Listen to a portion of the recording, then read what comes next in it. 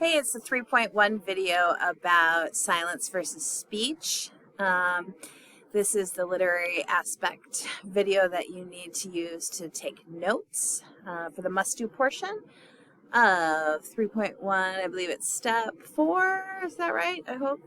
At any rate, we are looking at this particular motif of silence versus speech. And I want to define it first for you. A motif is a symbolic image or idea that repeats in a book. And looking at how it works throughout a book is really important. It creates a pattern. And it's through the repetition, the progression, the regression, and maybe most importantly, how it comes up at the very end of a book that we're able to make sense of a book's meaning. And it's through careful analysis and evaluation of a motif and how it changes that we can determine our interpretation. And so for this particular motif, we are looking at references to someone wanting to speak but not being able to, or the italics that show what someone wants to say but doesn't say, or what someone means when they're saying something else. But really any reference to remaining silent or speaking up rather than being silent is going to be appropriate for this particular literary aspect. So let's talk about some examples. First of all, on page 2, this is when Josh is trying to scare her in the prologue, talking about how the house is haunted. And what she says is, "What I didn't say," and then in italics, "it's working." What was unspoken in this conversation, this is now when she's talking about the New Orleans as a murder capital, according to her mostly affluent white classmates. What was unspoken in this conversation, and given the racist proclivities of more than a few of my classmates, I'm surprised that it was unspoken, was that these gangsters, ruthlessly violent and untethered by common human decency, were black. My school peers would often glance at me when they spoke about black people. So here it is something unspoken that she certainly understands to be true, even though it isn't verbalized. The third bullet point is also from the prologue, and this is after she lists the 5 men who died violent deaths within 4 years. She says, "It's a list that silences people. It silenced me for a long time." And then she goes on in the prologue to talk about that tortured parrot, which connects as well. She says, "The only sound I hear," she's talking about in DeLille, "is a tortured parrot that one of my cousins owns. A parrot that screams so loudly it sounds through the neighborhood, a scream like a wounded child from a cage so small the parrot's crest barely clears the top of the cage while its tail brushes the bottom. Sometimes when I hear the parrots, or sometimes when that parrot screams, sounding its rage and grief, I wonder at my neighborhood's silence. I wonder why silence is the sound of our subsumed rage, our accumulated grief. I decide this is not right, that I must give voice to this story." And so then she goes on to say how it's the most difficult thing that she's ever done to tell this story, but that she's going to tell it. All right, so that's another good example in this one, using this tortured parrot and its cries connected to the silence versus sound, I guess, in this case, motif. Here's another example when she's trying to describe DeLille to people who've never been there. She says, "I want to tell them, but I don't. I've seen foxes," so again, we have the italics here, "small and red. This thing that I once saw was different. It was night, and my friends and I were riding through a part of DeLille that had been previously untouched. The creature loped out of the woods before us, and it was soundless, this wild thing that looked at us like the intruders that we were." Before we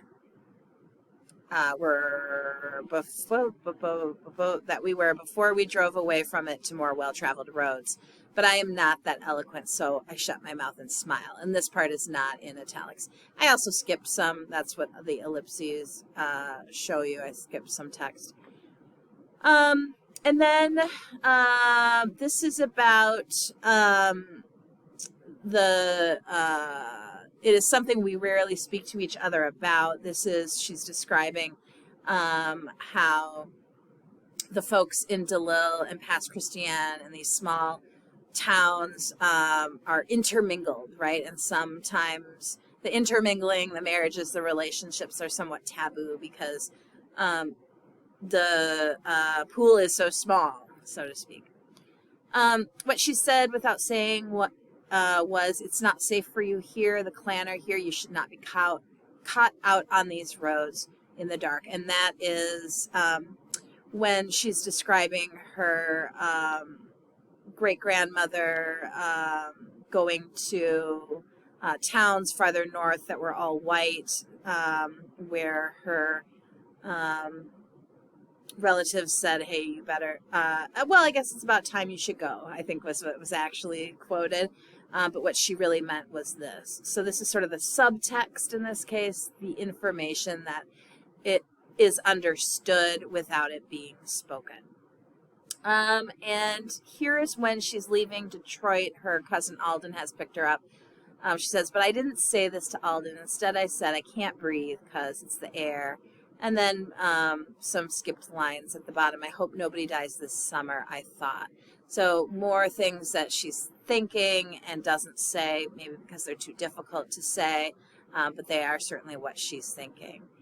And then this is at the funeral for Raj.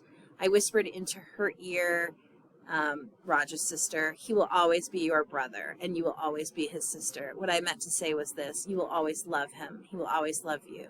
And then she goes on for some more lines. This is what I had to believe about my brother, Ria, but I didn't know how to say that. So she tells us what she did say, what she wanted to say, but at the time didn't know how to do it. So as you're watching for this motif, you're going to be looking for, I think, a change from silence to speech. So it begins with more silence, I think, at the beginning of the book, and then you're going to see Ward using her voice more and more, speaking more and more as we go. So watch for that. I think that's what you'll encounter. It may not be exactly that, so you'll have to do some digging on your own. What are the effects of, oops. Okay, yeah, that slide wasn't supposed to be there. Sorry about that. So what are some effects of this literary aspect? I think it creates a powerless feeling. She's unable to say what she means or what she wants to say, and that creates a frustration in her.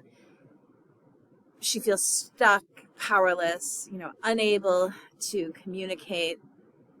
It also enhances the unspeakable nature of the trauma that she's experienced and the confusion of coping with it.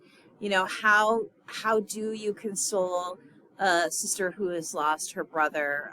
There's no words that can make that better. It's just an unspeakable tragedy. I think it also reminds the reader of the divide between individuals and the difficulty of overcoming the divide through language.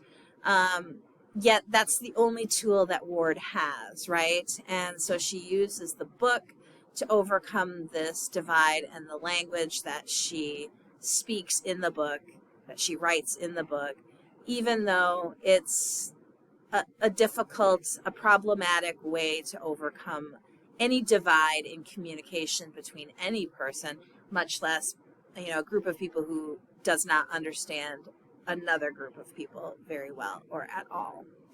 I think it might also emphasize the debilitating effects of generational trauma and the cycle victims feel stuck in.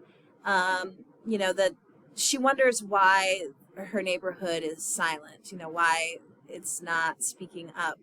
But at the same time, she's experiencing it herself and feels unable to speak.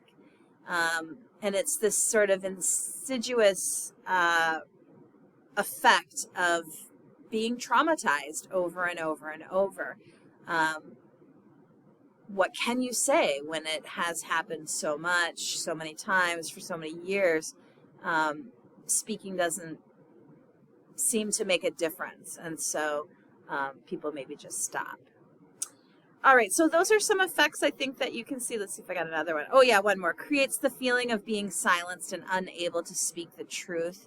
And I think that parallels the systemic racism experienced in DeLisle and everywhere. But, in the book, of course, we're in DeLisle, Mississippi.